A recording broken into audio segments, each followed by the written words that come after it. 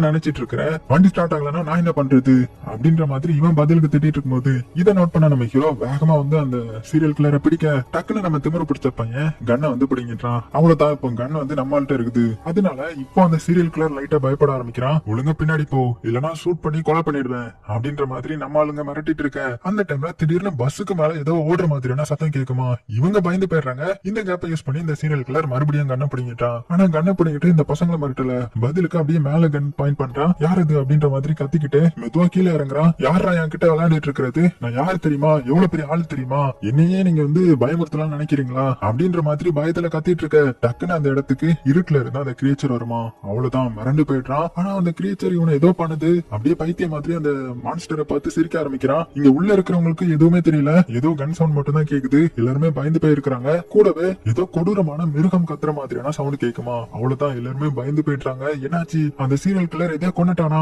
இல்லனா அவனை எதுவும் கொண்டுட்டா அப்படின்னு இவங்க பயந்துட்டு இருக்கும்போது டக்குன்னு அவனுடைய மூஞ்ச வந்து இந்த கண்ணாடியில வச்சு அந்த மான்ஸ்டர் வந்து தேய்ச்சிட்டு போகுமா. அவ்வளவுதான், மிரண்டு போயிடுறாங்க. சோ கடைசியில அந்த சீரியல் கிளரும் செத்து போயிடுறான். அவ்வளவுதான், இதை பார்த்த பசங்களுக்கு எப்படி இருக்குன்னு பாத்துக்கோங்க. மிரண்டு போயிடுறாங்க, பயத்துல உறைஞ்சி போயிடுறாங்க. நம்ம திமிரு பிடிச்ச பையனும் பாத்தீங்கன்னா அவ்வளவுதான், எல்லாம் முடிஞ்சிருச்சு அப்படின்னு சொல்லிட்டு கடைசி சீட்ல எப்போதும் போல போய் உட்கார்ந்துடுறான். சோ மத்த எல்லாருமே எப்படியாவது இங்க இருந்து தப்பிக்கணும், இந்த இடத்தை விட்டு தப்பிச்சா போதும், நம்ம தப்பிச்சு போயிடலாம் அப்படின்னு பாத்துட்டு இருக்கும்போது பின்னாடி இந்த திமிரு பிடிச்ச பையனுக்கு ஏதோ ஒரு வெளிச்ச மாதிரி தெரியும். எந்திரிச்சு அப்படியே பின்னாடி பாக்குறான். அப்படி பார்த்தா அடுத்த செகண்டே பாத்தீங்கன்னா ஹிப்னாடைஸ் பண்ண மாதிரி ஒரு மாதிரி முழிக்க ஆரம்பிச்சிடறான். டக்குன்னு அவன் ஏதோ ஒரு ரூம்குள்ள இருக்கிற மாதிரியும் சுத்தியும் அவனுடைய ஃப்ரெண்ட்ஸ் இருக்கிற மாதிரியும் அந்த இடம் ஃபுல்லுமே ரத்தமா இருக்கிற மாதிரியும் அது போக அந்த உயிரினம் இருக்குல்ல அது இவனை அப்படியே அட்டாக் பண்ண வர மாதிரியும் உனக்கு தோணுது. டக்குன்னு பசங்க எல்லாருமே வந்து இவனை எழுப்பி விட்டுறாங்க. டேய் என்னடா ஆச்சு, ஏன்டா இப்படி அமைதியா உட்காந்துருக்குன்னு போது இவங்களுடைய பஸ்ஸோடைய கதவை திறக்கிற மாதிரியான சத்தம் கேட்கும். அவ்வளவுதான், எல்லாருமே அப்படியே திரும்பி பாக்குறாங்க. பார்த்தா அந்த கிரியேச்சர் இருக்கு இல்லையா, அதோடைய கையை அப்படியே எடுத்துட்டு இவங்க முன்னாடி வருமா. அவ்வளவுதான், கையை பார்த்து மிரண்டு போயிடுறாங்க, பயந்து போயிடுறாங்க. அதுவும் அந்த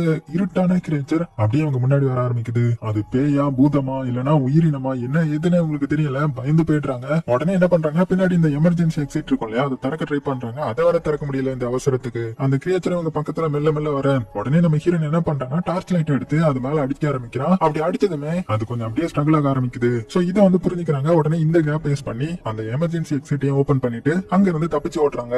அப்படி வேகமா அந்த டனல் வழியா ஓடி வரும்போது சின்னதா அந்த டனல்ல இருந்து இன்னொரு ரூமுக்கு போற மாதிரியான ஏதோ ஒரு பாதை தெரியும். அந்த கதை ஓபன் பண்ணி உள்ள பார்த்தா உள்ள பாத்தீங்கன்னா இன்னொரு சின்ன டனல் இருக்குது. ஏதோ ஒரு சீக்ரெட்டான இடம் போல, இங்க நம்ம சேஃபா இருக்கிறதுக்கு இடம் இருக்கும் அப்படின்னு சொல்லிட்டு வேகமா பாத்தீங்கன்னா அந்த பாதைக்குள்ள வந்துட்டாங்க. அப்படி அந்த பாதைக்குள்ள வந்து ஒரு சின்ன ரூம் மாதிரி இருக்குது. சோ அந்த ரூம்ல சேஃபா இருக்கலாம்ன்ற மாதிரி புரிஞ்சுக்கிட்டு எல்லாருமே அங்க என்ன ஏதுன்ற மாதிரி சுத்தி முத்தி பார்க்க ஆரம்பிக்கும் போது நம்ம ஹீரோ வந்து அங்க செவுத்துல ஒட்டி இருக்கிற ஒரு மேப்பை பாக்குறான். சோ இதை பார்த்ததுக்கு அப்புறம் தான் உங்களுக்கு தெரியுது இது ஒரு மிலிட்டரி பேஸ் அப்படின்னா கண்டிப்பா இங்க கண்ட்ரோல் ரூமுக்கான ஏதாவது ஒரு இடம் இருக்கும். அந்த ரூம்ல நமக்கு ஏதாவது ஹெல்ப் கிடைக்கலாம், ரேடியோ கிடைக்கலாம். சோ அது